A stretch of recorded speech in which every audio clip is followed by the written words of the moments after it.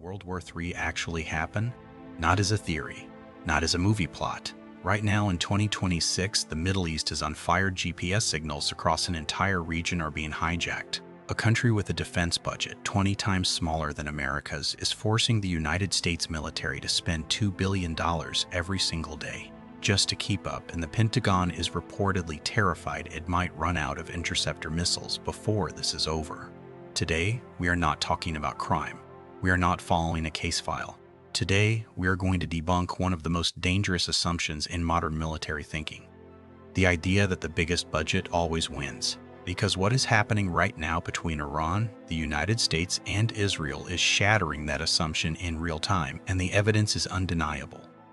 Let me be clear about something before we go any further. Most people look at Iran and think small country, sanctioned economy, outdated military. Against the United States and Israel? No chance. The U.S. defense budget tops $1 trillion. Iran sits at roughly $23 billion. On paper, this should not even be a contest. That is the assumption. That is what most people believe. And that is exactly what we are here to debunk today. Subscribe right now because we are going deep into a story that most mainstream coverage is only scratching the surface of.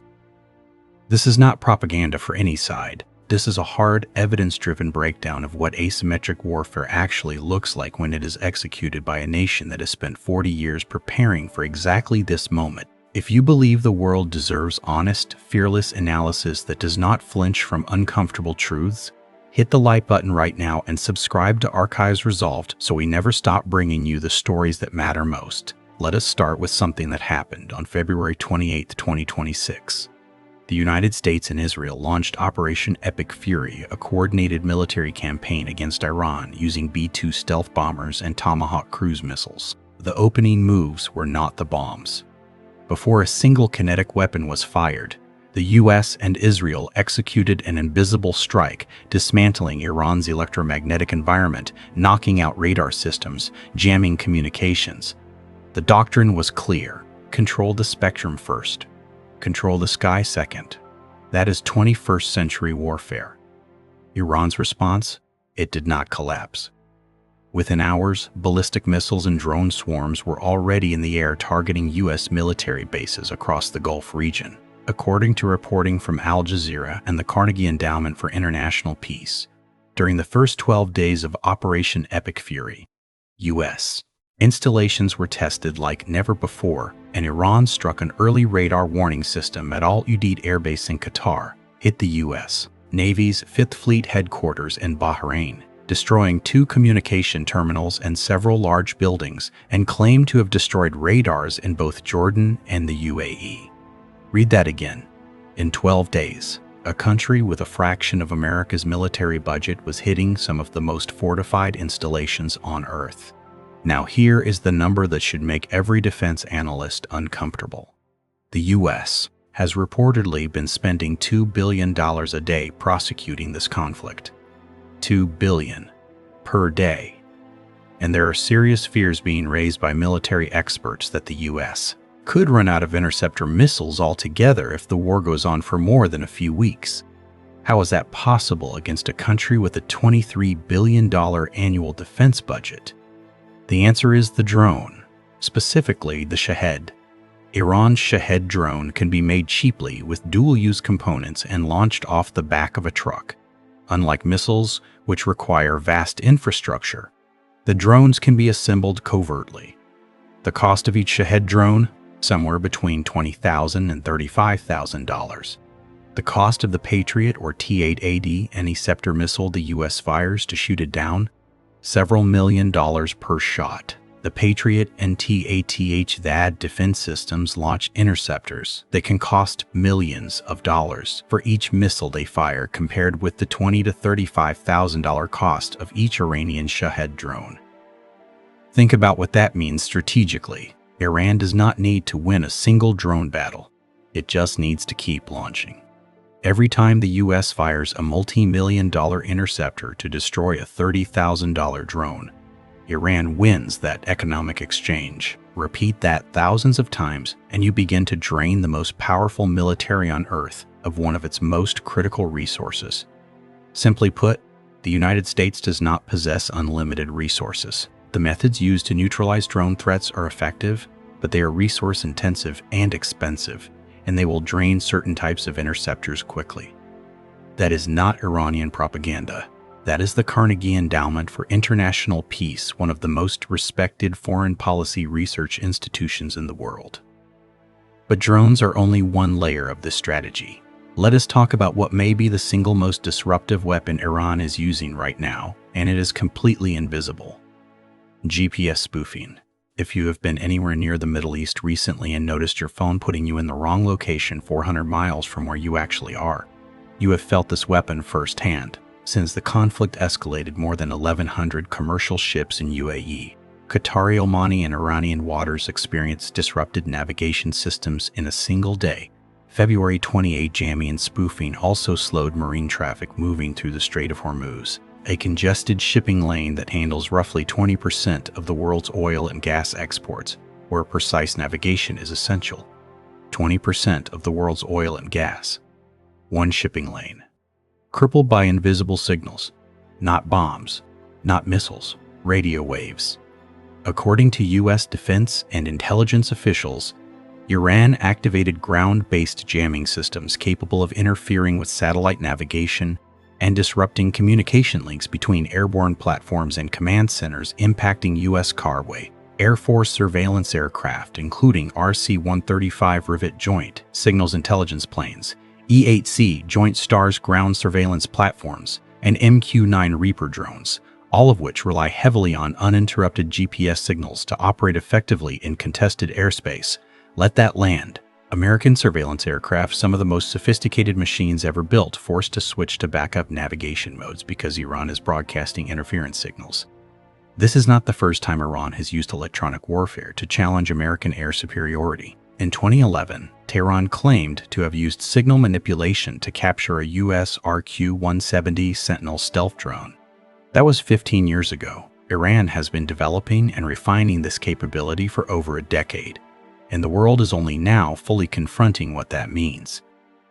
And then Iran did something nobody predicted. When Israel began using its own electronic warfare to jam Iranian GPS-guided drones, causing them to crash or veer off course, Iran did not give up on precision guidance. It pivoted. By the conflict's fourth day of the June 2025 12-day war, Iranian forces had activated full BeiDou 3 integration across drones, cruise missiles, and ballistic weapons, switching from American GPS to China's BeiDou satellite navigation architecture, a move that effectively bypassed Israel's long-established electronic denial strategies. China's satellite system, feeding targeting data to Iranian missiles in real time over Israeli territory. That is not a theoretical scenario from a defense paper. That happened. And it fundamentally changes the calculation for every military planner in the Western Alliance. This rapid shift from GPS-dependent guidance toward BeiDou 3 navigation enabled Iranian strike systems to restore targeting reliability despite aggressive Israeli jamming and spoofing efforts designed to deny positioning, navigation, and timing services across the electromagnetic battle space. Now let us zoom out and talk about the bigger strategic picture. Because Iran's approach to this conflict did not begin in February 2026.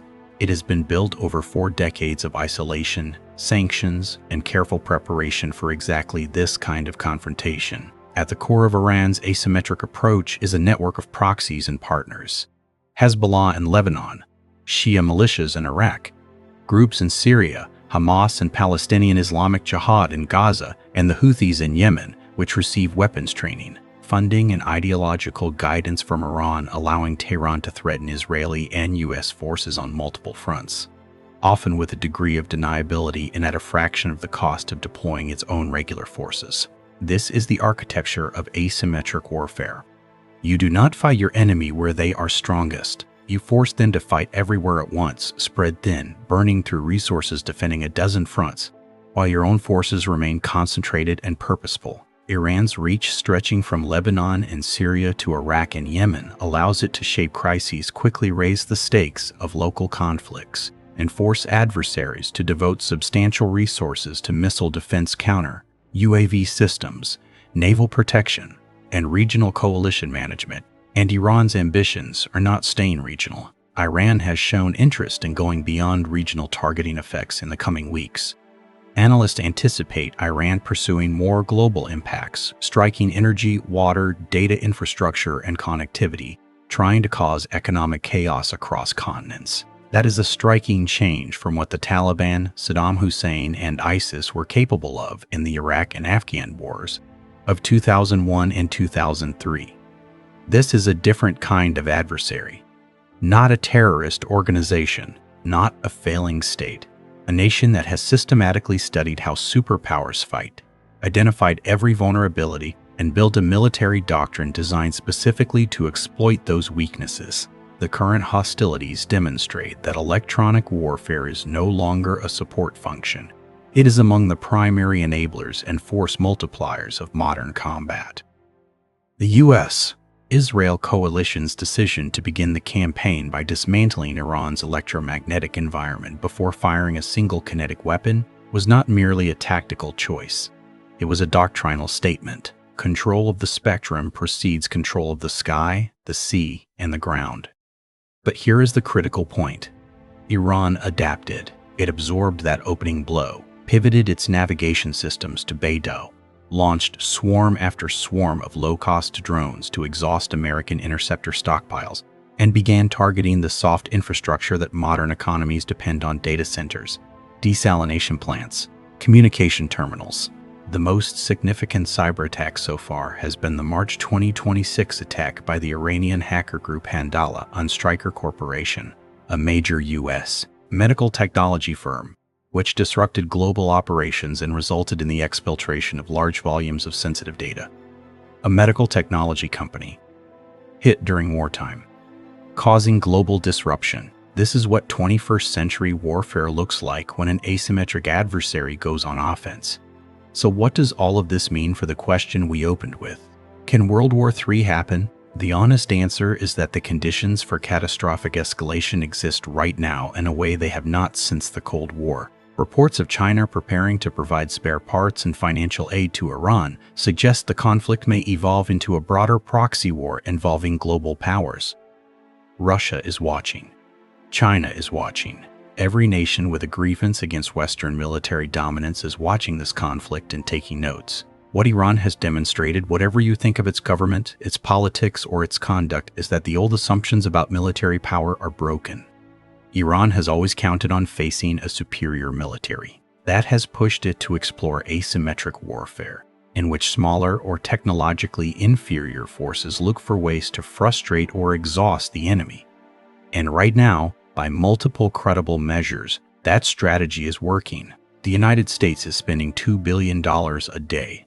Interceptor stockpiles are being drained. American surveillance aircraft are flying blind over contested airspace. Commercial shipping through one of the world's most critical oil lanes is in chaos. And a $30,000 drone is forcing a multi-million-dollar response every time it takes flight.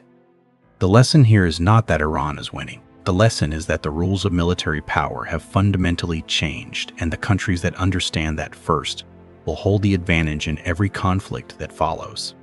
Mass production, cost asymmetry, electronic warfare, proxy networks, satellite independence, civilian infrastructure targeting.